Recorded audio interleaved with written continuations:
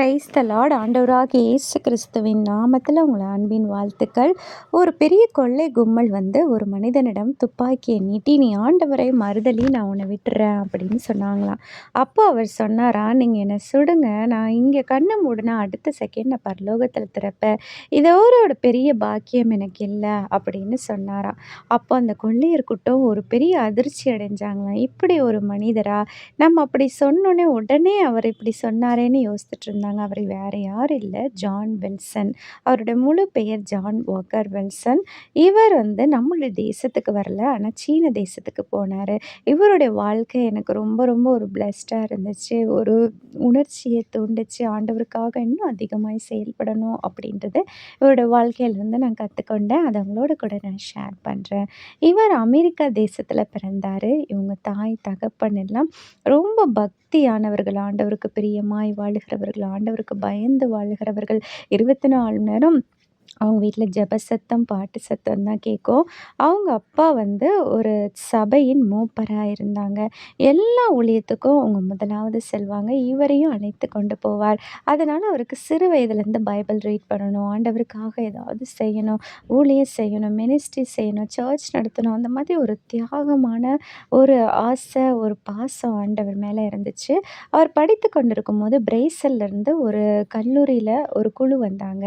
அவங்க ஆண்டவரை பற்றி அதிகமாக இவருக்கு சொன்னாங்க. என்ன சொன்னாங்கன்னா, நம்ம பிற தேசத்துக்கு போய் தியாகமாய் ஆண்டவருக்காக ஊழியம் செய்யணும் அப்படின்றத இவருடைய ஆழ் மனதில் அவங்க அந்த ஆசையை அவங்க ஊற்றிட்டு போனாங்க. அதிலிருந்தே அவருக்குள்ள ஒரு ஆசை, நம்ம ஏதாவது ஒரு நாட்டுக்கு மிஷினரியாய் போகணும், ஆண்டவருக்காக ஓடணும், ஆண்டவருக்காக ஊழியம் செய்யணும் அப்படின்றதுல அவர் ரொம்ப கண்ணும் கருத்துமாக இருந்தார். அவர் கல்லூரியில் ரொம்ப நல்லா படிப்பார். எப்போவுமே ஃபர்ஸ்ட் மார்க் தான் ஸ்கோர் பண்ணுவாங்க.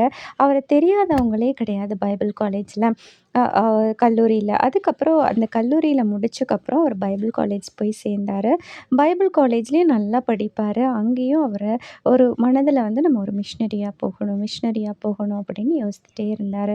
அப்போது ஆஃப்ரிக்கா தேசத்துக்கு போகலாம் அப்படின்னு அவர் யோசிச்சுட்டு இருக்கும்போது, ஆண்டவருடைய சித்தம் அவருக்கு ஆஃப்ரிக்கா தேசத்துக்கு செல்வது அல்ல, அவர் சீன தேசத்துக்கு செல்வது தான் ஆண்டவருடைய சித்தமாக இருந்துச்சு. அதனால ஆண்டவர் அந்த ஆஃப்ரிக்காவுக்கு இவர் செல்லணுன்ற முயற்சியை ஆண்டவர் அவருக்கு கைக்கூடி வர பண்ணலை. ஆனால் சீனா தேசத்தில் அப்போது ஒரு மிஷினரி வந்து ஊழியம் பண்ணி கொண்டிருந்தார். அவர் அந்த இடத்துல இருந்து போனபடினால மிஷினரியில் யாருமே சீனாவில் இல்லை. சீனா தேசம் ஃபுல்லாக பார்த்திங்கன்னா விக்கிரகங்களுக்கு அதுக்கு பிடிப்பட்டு இருந்த காலத்தில் என்ன பண்ணன்னு தெரியாமல் இவர்கிட்ட அப்ரோச் பண்ணாங்க. நீங்கள் சீன தேசத்துக்கு போகிறீங்களா?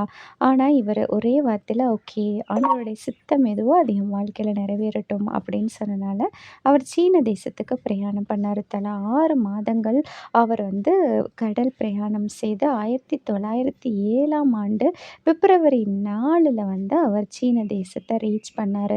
சீனாவில் கடும் குளிர், கடும் வெயில், ரொம்ப கிளைமேட்டிக் சேஞ்சஸ் நிறைய இருந்துச்சு.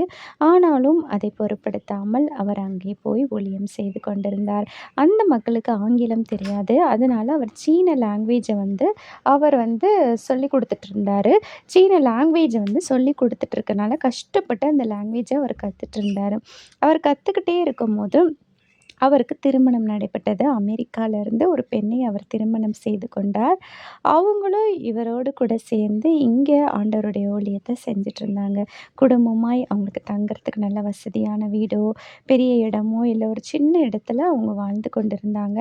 அவங்களுக்கு 6 பிள்ளைகளே ஆண்டவர் கொடுத்தாரு. 6 பிள்ளைகள் கர்த்தரால் வரும் சுதந்திரம், கர்ப்பத்தின் கனி அவரால் கிடைக்கும் பலன் அப்படின்ற வார்த்தையின்படி 6 பிள்ளைகளை கொடுத்த ஆண்டவர் அவங்களை அழகாக வழிநடத்தி கொண்டு வந்தார். 6 பிள்ளைகள், இவரும் அவங்க ஒய்ஃப் எல்லாரும் சேர்ந்து ஆண்டவருடைய ஊழியத்தை செய்து கொண்டு வந்தாங்க. இவங்க வாழ்க்கையில் 2 அதிர்ச்சியான ஒரு சமயம் நடந்துச்சு. அவங்க 3 பிள்ளைகள் இறந்து போனாங்க. சிறு வயதிலேயே 3 பிள்ளைகள் இறந்து போனாங்க. அதில் 2 ஆண் பிள்ளை, 1 பெண் பிள்ளை. அப்போது அந்த நிலைமை, அவரே பெட்டி செஞ்சு அவரே அந்த பிள்ளைகளை வைத்து அடக்கம் பண்ணார். ஏன்னா அந்த கிளைமேட்டிக் கண்டிஷன் அவங்களுக்கு ஒத்துக்கவே இல்லை.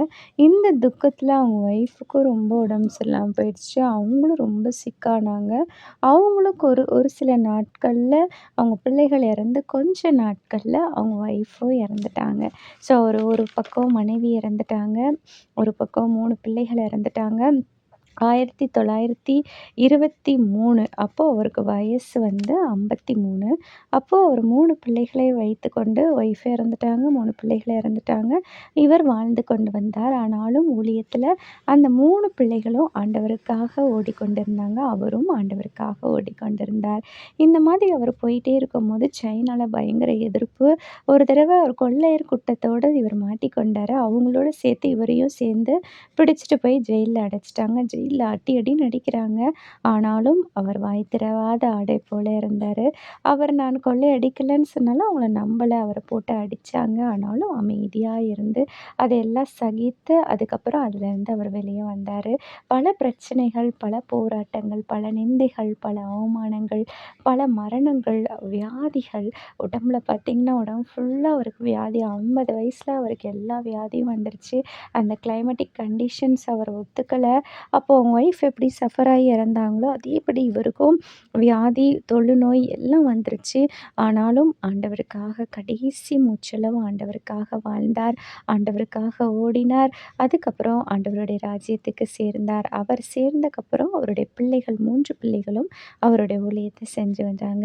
நம்மளுடைய வாழ்க்கையிலும் எத்தனை போராட்டங்கள், எத்தனை நிந்தைகள், எத்தனை கஷ்டங்கள் வந்தாலும் ஆண்டவருக்காக நம்ம தொடர்ந்து நிப்போம். அவருடைய ராஜ்யத்தை கட்டுவோம். Thank you.